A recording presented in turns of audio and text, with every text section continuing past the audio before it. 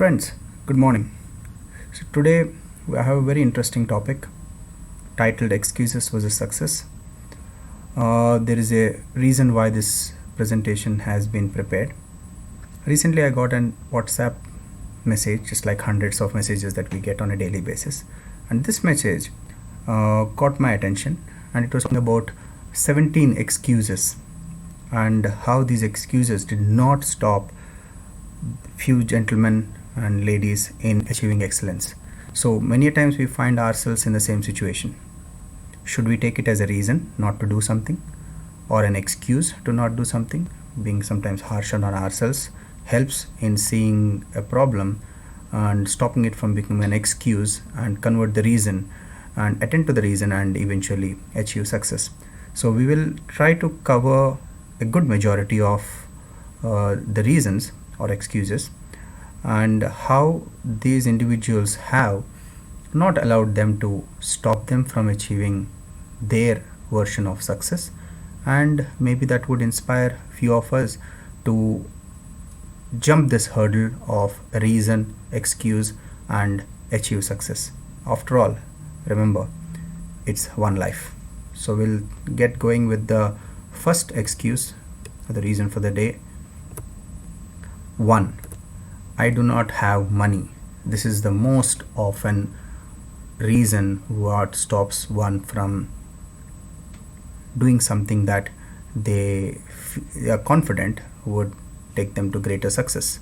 So in this case, former chairman of Infosys Narayan Murthy also did not have money when he wanted to start Infosys.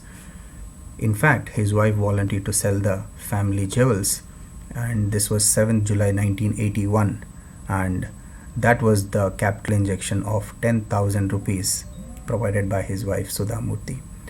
Today, in 2019, Infosys clocked a revenue of financial year 2019, a revenue of $11.8 billion, and they are providing employment to 228,000 of our countrymen, majority of them working out in India. And not just that, even today Ms. Sudha Murthy takes care of the Infosys Foundation, whose corpus amount itself is 4,360 crores. Look, from having no money to what has been achieved. Let's go to the next reason. The next reason that often stopped many of us have been responsible for family responsibility since childhood. This is the case with when someone comes from a middle class or a lower middle class or a poor background. But let's see how this was attended to by Lata Mangeshkar. She too had the responsibility of taking care of her family from a very young age, and at 13 she lost her father to heart disease, and she started singing and making a career out of it. And however, she had to face several hurdles, like one of a popular producer, Shashadhar Mukherjee, dismissed her voice as being too thin, but that didn't stop her. She got her from there. She got her share of support and mentors in the industry, and today she has sung more than 50,000 songs and in 14 languages. So that tells us that being poor or being and having to take responsibility of a family did not stop her from achieving her share of success. So let's move on to the third. The third excuse: I am from a very poor house.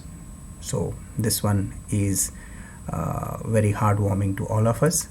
Former President Abdul Kalam was also from a poor house. I believe his father was a boat man or was taking care of boat.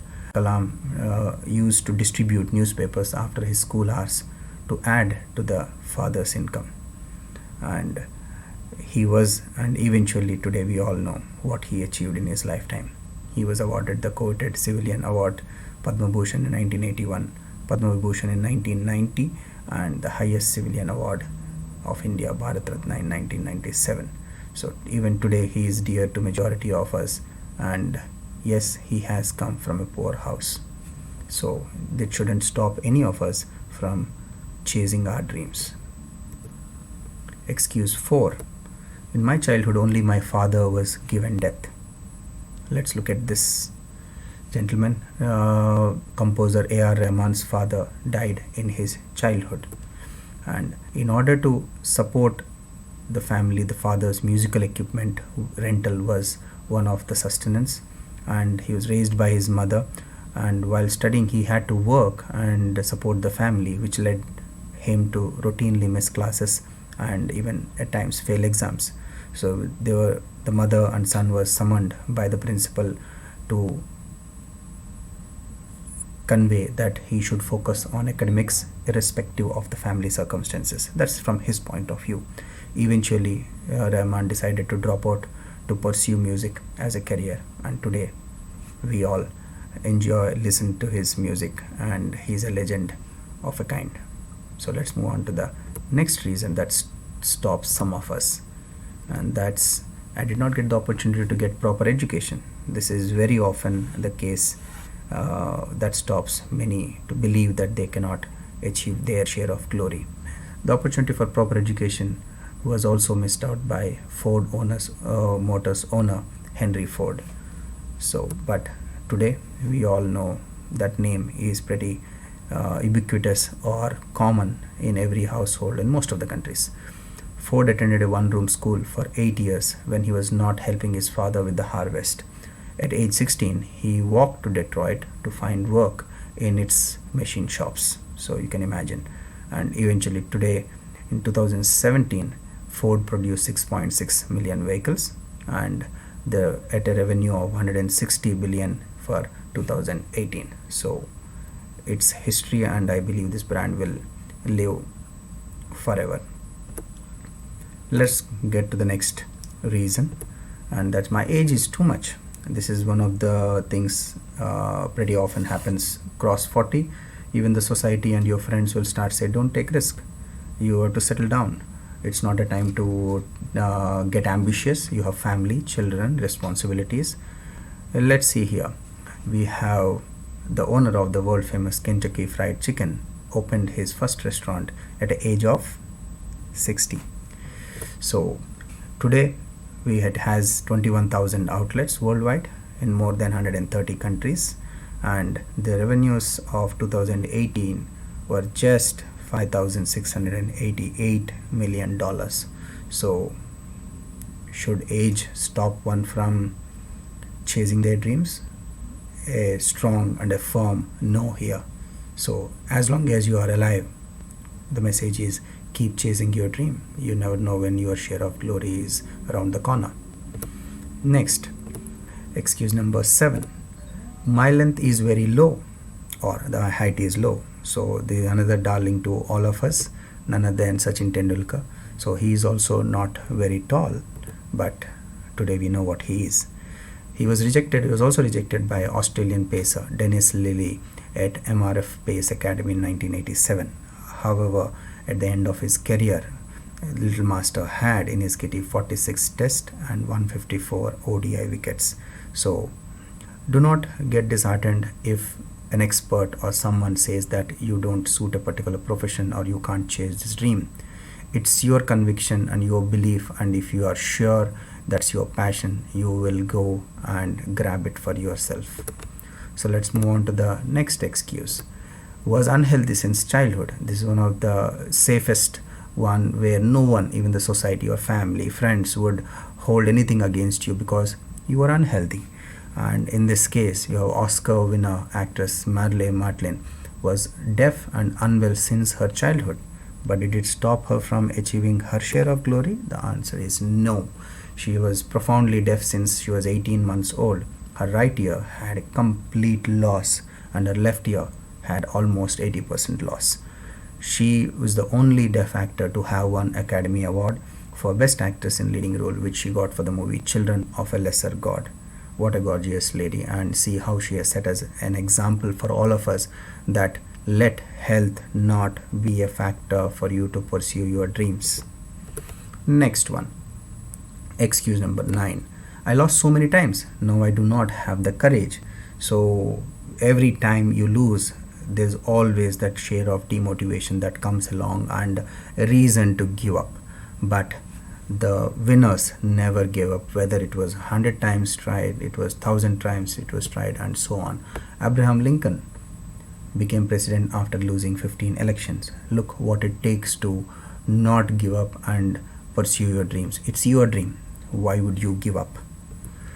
Honest Abe was the tallest president at 6 feet 4 inches tall, and on the day he was shot, Lincoln told his bodyguard that he had dreamt he could be assassinated. So he had that share of premonition, and the message here is never give up hope. How many ever times it takes, keep going after it. Eventually you will win. Next excuse 10. After being disabled in an accident, my courage went away. Another definite reason why one can justify themselves for not going after their dreams. Legendary dancer Sudha Chandran thought otherwise. She did not give up. An Indian film and television actress and an accomplished Bharatanatyam dancer. In 1981, she hurt her leg in a road accident near Tiruchirappalli, Tamil Nadu. While coming back from Madras with her parents, her leg had to be amputated. However, she subsequently became an established Bharatanatyam dancer. Isn't this an example enough to justify that you, me, and every one of us should pursue, let any number of accidents come our way? Next, 11. I have more diseases. So, the chief of Virgin Airlines, Richard Branson, also was not very healthy, and President Roosevelt had both his legs not supporting him, and however that did not stop him from going on to become a president. When he was in school, many of Virgin chairman Richard Branson's teachers considered him stupid and lazy.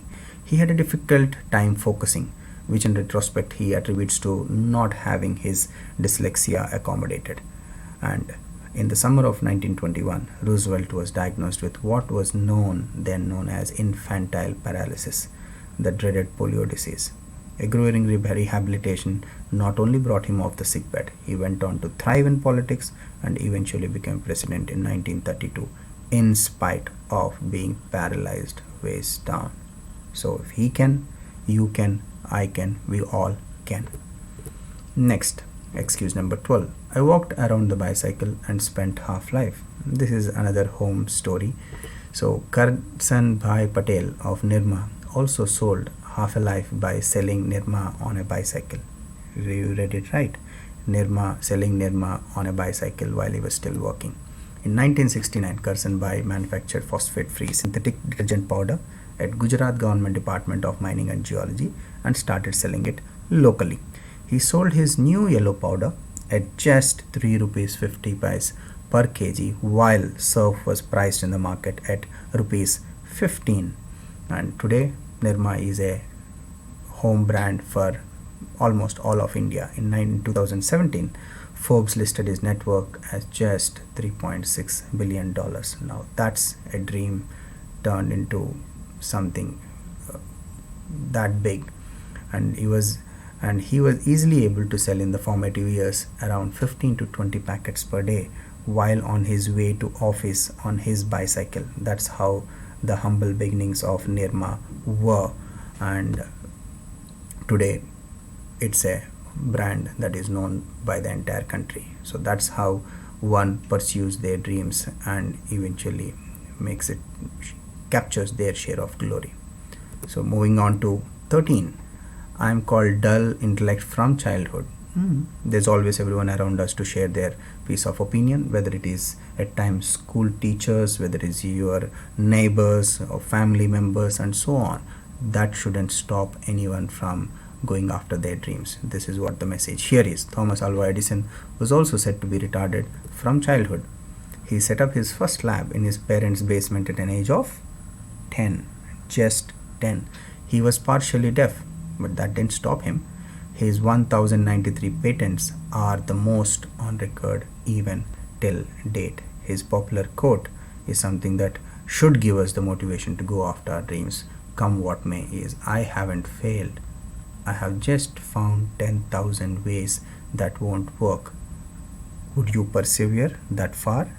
I would and I believe you should too. 14. I do a small job. What will happen? Now this will change the game. This is none other than Dhirubhai Ambani, who used to do a small job too. He was born as Dheeraj Lal to a Mod family in a small town, Chorwad, in Junagadh city of Gujarat. His father was a school teacher. He started his first entrepreneurship by selling chaat pakoda to pilgrims at Mount Girnar in Gujarat. So it's very humble, small beginning, and today we know what Reliance is to the country. At age of 16, he made his first foreign trip in 1955 to Aden in Yemen to join his brother Ramneek Lal. His first job?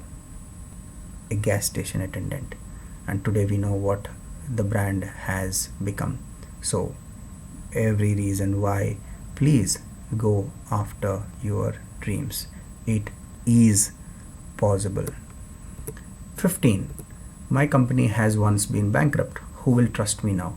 This can be backbreaking for many entrepreneurs and leaders. However, it wasn't the case with Pepsi. Pepsi was bankrupt twice in its history, and both the times it has come back to grow bigger, better, larger, and today it is one of the two largest beverage brands, one being Coca-Cola. So they went bankrupt in 1923, I believe, because of some poor hedging or calculation of sugar prices to be going down or up and vice versa, and which went against the brand and resulted in one round of bankruptcy, and they were bankrupt again in 1931. And as of 2018, they clocked a revenue of just 64.66 billion. Can you believe it, that this brand was once bankrupt? So moving on to 16. My nervous breakdown has been done twice. What can I do now? Walt Disney, another house name. Every child loves Disney, going to their amusement parks. So he had 3 nervous breakdowns before making Disneyland. And today we know what the brand is. He was a high school dropout. He almost sold vacuum cleaners for a living. This was when he was just about to get into selling vacuum cleaners, gave up and dropped the idea and went on to create Disneyland. He drove his daughters to school every day. That was one very interesting habit of him, a loving father. Now coming to the excuse 17. I have a valuable idea, but people reject it. This happens every day. It's your idea. You have the conviction. Not everyone around you have to have the conviction. They have their own opinion. They have their idea. They will share their inputs. They may critique, they may encourage, irrespective. It's your idea, and if you're sure that this idea has in it the ability to succeed, just go after. Why would you give up? Why would you drop because someone has said it's not a great idea? Even the companies of Jericho photocopy machine had rejected Xerox when this idea was presented to them, that as a photocopier. And this was the line, who the hell wants to copy a document on plain paper? Rejection letter in 1940 to Chester Carlson, inventor of the Xerox machine. In fact, over 20 companies rejected his so-called useless idea between 1939 and 1944. Even the National Inventors Council, now imagine a body of that stature, dismissed it. And Xerox Corporation had $9,830 million in revenue for the year 2018. This, if not this, what else can validate that it is not about them? It is about you, and it is about your idea. With that, I believe we come to the end of the 17 excuse. I believe we covered almost all that can come under the umbrella of the reasons and excuses that stopped many of us in the past and probably even till date in going after our share of glory. Please do not do that. Let today and this moment be the opportunity for you to look back, pick up all the ideas that you had, do your own share of analysis, and if you are confident that this idea has in it to become something big, please go ahead and pursue it for your sake and for everyone's sake too. So the lesson, end of the day, you cannot hold anyone responsible for where you are or what you do tomorrow? Absolutely. No one is willing to take that responsibility either.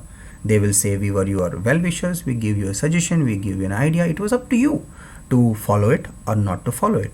So be that one who takes complete accountability, ownership. It's your life, one life, temporary. Go after it, and eventually you would achieve it. So choose today: success and dreams, or hollow excuses just to comfort yourself. You may call it as a reason, but it better be treated as a excuse, so it probably will do some good to you or someone else. So with that, happiness and success to you in all your endeavors. All the best. Please do go after your dream. Thank you. Nice day.